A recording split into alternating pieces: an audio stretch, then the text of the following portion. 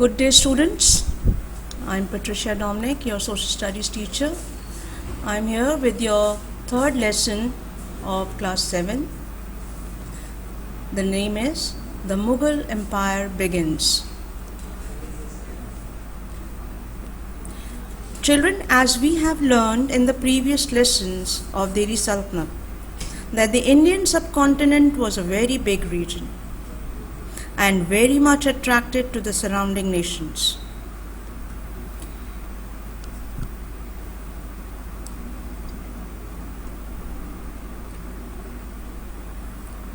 India's reputation of being the only known source of diamond mines in the world and flourishing international trade made many nations buy Arab Turks for centuries and finally formed the Delhi Muslim Sultanate.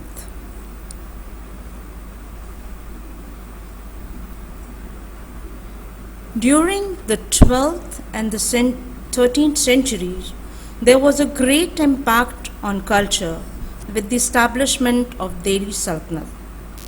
This could be seen in architecture, music, literature, and religion. The language of that time was said to be the mixture of Sanskrit, Persian, Turkish, and Arabic.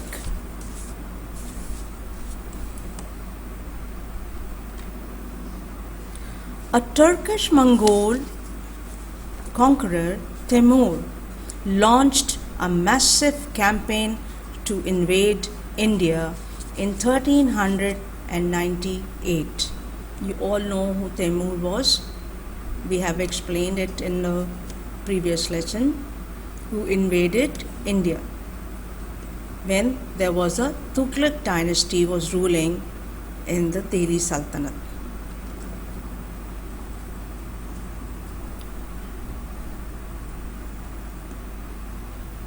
He attacked Sultan Nasiruddin Mahmud of the Tughlaq dynasty in Delhi and weakened the Delhi Sultanate. After the Tughlaqs, there were two more dynasties ruled Delhi, Sayyids and Lodhis, and it was ended by 1526 Common Era. And then the new era begins of the Mughals. Who were the Mughals? Children, today we will learn about how the Mughal Empire begins in India, who were their ancestors, and how they founded the Mughal Empire. The Indian Empire of the Mughals ruled for more than 300 years, except for a brief period under the Suri Sultans from 1540 till 1555.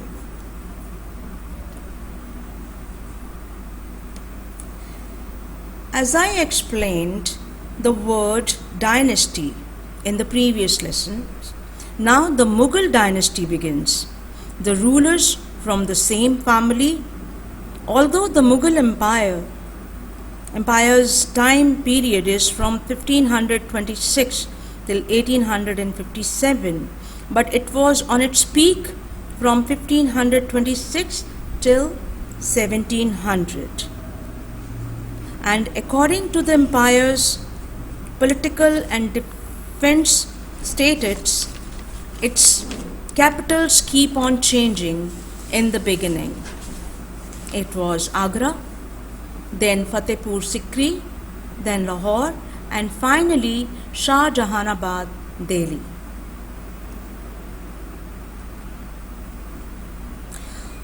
Students, there were 17 emperors of the Mughal Empire and 13 generations.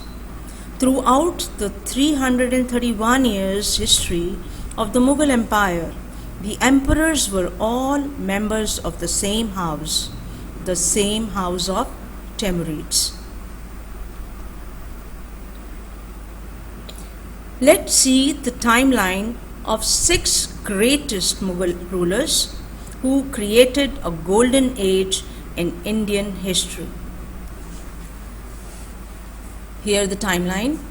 Zahiruddin Babur took control of Delhi in 1526 and founded the Mughal Empire. He lasted till 1530, and then his son Nasiruddin Humayun was the next emperor in 1530, and he remained in India till 1556. And during his period, 15 years he spent in asylum in Persia when the Suri Sultans were the ruler of India. In 1556, Jalaluddin Akbar, his son, took control or became the emperor of India when he was very minor age. And he remained in India in 1605. And he was supposed to be the greatest Mughal emperor who ruled India for about 50 years. Then his son Nuruddin, the Prince Salim, and he was known to be Nuruddin Jahangir was his title. He was the next emperor of India in 1505 after the death of Akbar. And he remained emperor till 1627. Then after, his son Prince Khurram became the next ruler of India in 1627 and remained emperor till 1658. In 1657, he became very seriously ill, and from that time the struggle for the succession for the next ruler began among his 4 sons. And finally, after 3 years of struggle, Muhyiddin Aurangzeb Alamgir became the next emperor of India in 1660. And he remained emperor till 1707. Children, although the Mughal Empire remained till 1856, but till 1707 it was at its peak.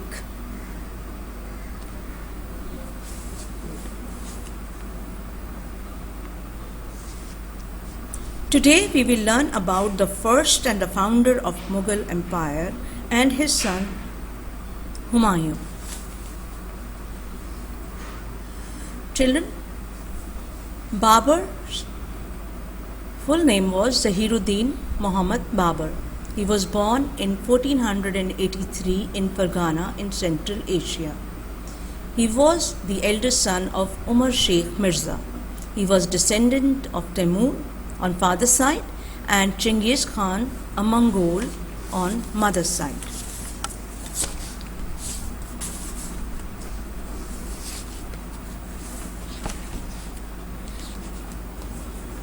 He inherited the kingdom of Fargana in present Uzbekistan from his father at the age of 12.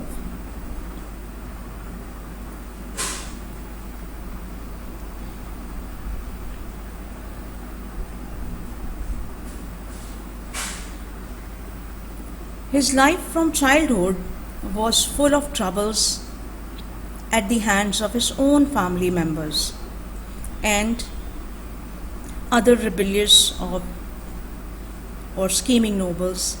There were few people he could trust. He managed to achieve his goal through the perseverance, courage, and energy. He was a noble and refined person and believed in leading a meaningful life. For much of his life, Babur was involved in conquering and fighting off rebellions in Central Asia. His ambition was to become the king of Samarkand, from where his ancestors Timur had risen to fame and glory. He won the lost Samarkand twice. This left him terribly dejected. However, he soon bounced back and captured Kabul in 1504 Common Era. Now children, the question is, why did Babur attack India? Children, India was, as I told you, very much attracted to the foreign nations surrounding in Indian territory. The treasure of India were gems, gold, diamond mines, cotton and spices, which were very popular all over the world, and the trading was carry on with lot of other nations. India caught Babur's attention when Daulat Khan Lodi, the governor of Lahore, offered him an alliance in return for overthrowing Ibrahim Lodi. He wanted to beat Ibrahim Lodi, and that's why he invited Babur to attack India or Delhi. Babur had heard of India and its treasures. He also believed he had a claim to rule North Indian territories because his ancestor Temur had conquered these areas 100 years before, when Temur attacked Delhi.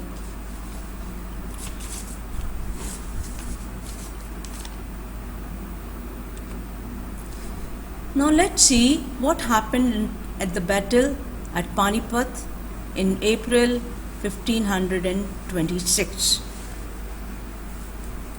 Babur's army used a cannon and matchlock rifles. This was the first time that firearms were used in any battle in India. The sound of the cannon frightened the elephants, and they trampled Lodi's soldiers, killing many of them. Babur used strategies like dividing his army into groups, moving to and from different attacking positions.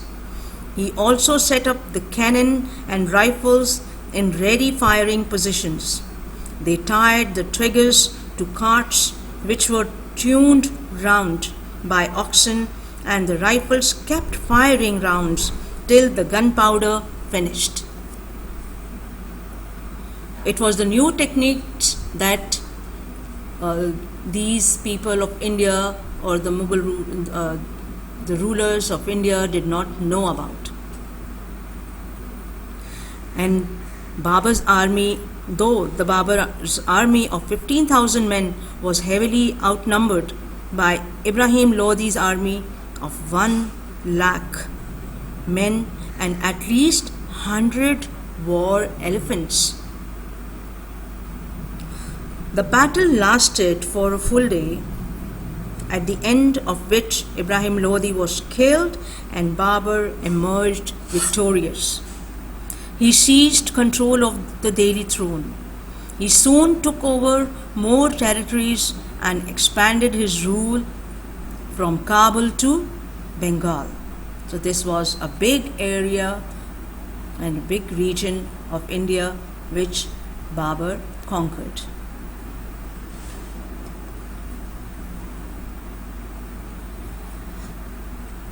How Babur was as a person.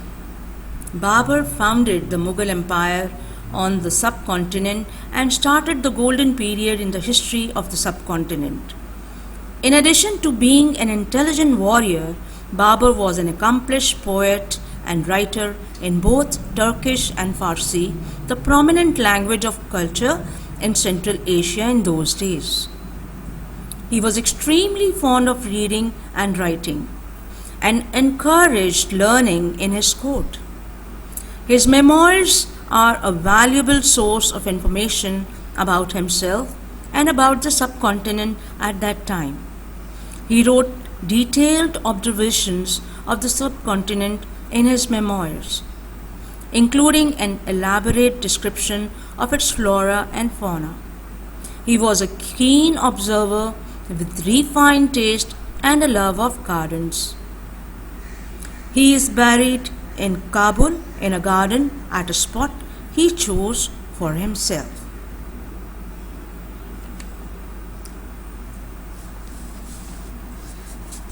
Now, children, we'll see how his son Nasiruddin Humayun was. He became king at the age of 22.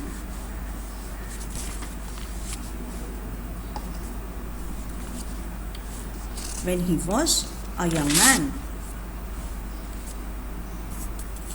The newly established Mughal ruler was still going through rough times. Troubles ruined Humayun's reign. Let's see what kind of troubles he was facing. Who was Humayun's main rival? But Humayun's main rival was not only one. His step-brothers Kamran Mirza, Hindal and Ashkari created constant problems.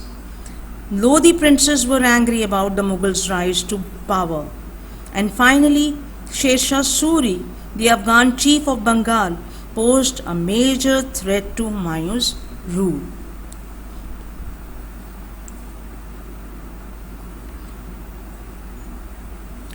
Humayun lost the battle against Sher Shah Suri.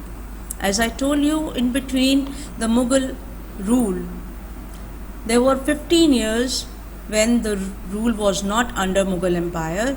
It was conquered by Sher Shah Suri. At that time, he was forced to flee to Sindh, and his brothers were hostile towards him, so he had no place to go. He wandered from place to place with his trusted companions until a chieftain from Umarkot in Sindh took pity on him and gave him shelter. There, Humayun married Hamida Banu, a noble's daughter, and had a son whom he named Jalaluddin.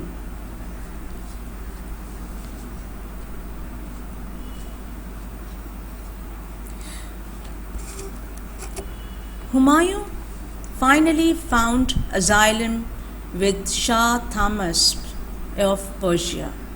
He planned his next course of action over there. With the help of Shah of Persia, he recaptured Kandahar and Kabul.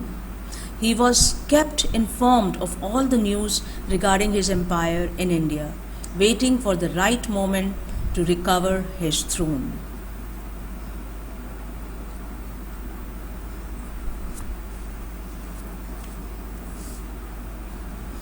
He got this chance after Sher Shah's death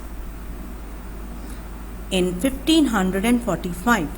None of Sher Shah Suri's heirs was as competent as he had been, which led to the weakening of their rule. With his trusted general Bairam Khan and Tahmasp's soldiers, Humayun marched into India and defeated the Suri rulers. After a long struggle, he reclaimed the throne and became the Mughal king for the second time.